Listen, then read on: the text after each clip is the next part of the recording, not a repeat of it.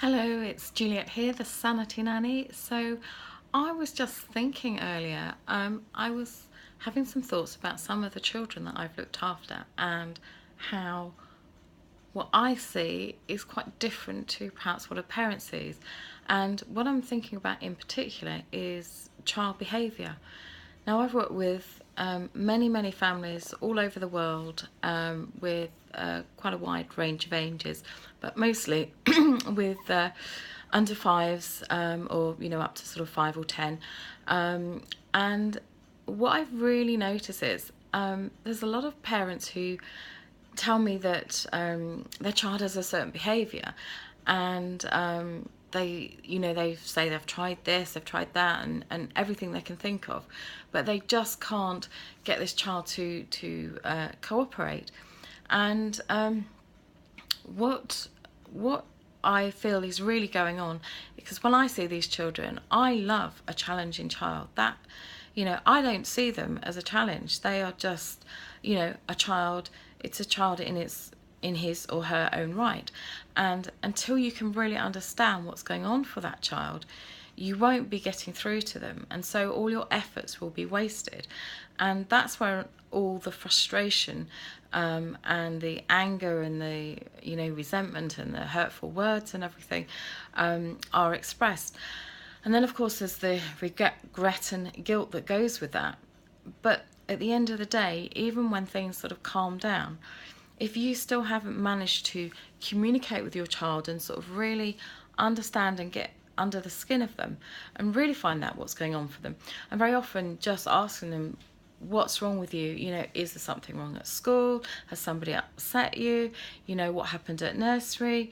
All of these things are unlikely to necessarily give you the answer that you're looking for, because very often a child won't tell a person that they're very close to, because it's just difficult for them. And sometimes if you use the wrong words or the language, they don't feel willing to share. They maybe want to, but they don't necessarily feel that they want to share it with you. So sometimes it's easier to express themselves to an outsider who they feel they can trust.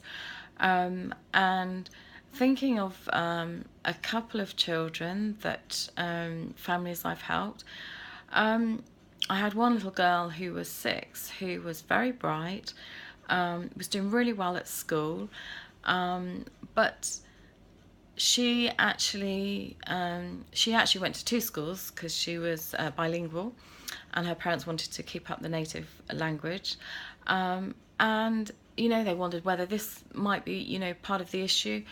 But what had happened was, for some reason, this 6-year-old had started waking up at night and insisting on sleeping with her mother, or her mother going to sleep with her. And mum was a working mother.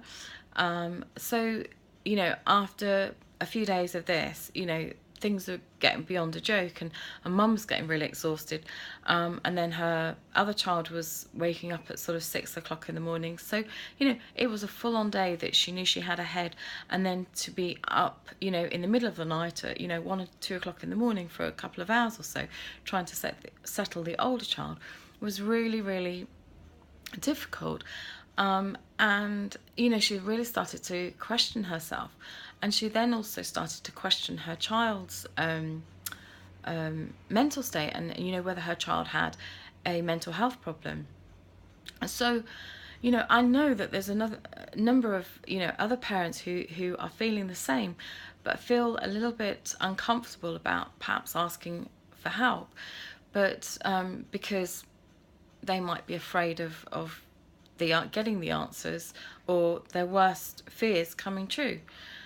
But very often this is rarely the case, and in this particular example with this family, I worked with them over a period of time, and very quickly they got some changes, and I built up a really great rapport with this child, who was a really, really sweet little girl, and she just wasn't really having her needs met.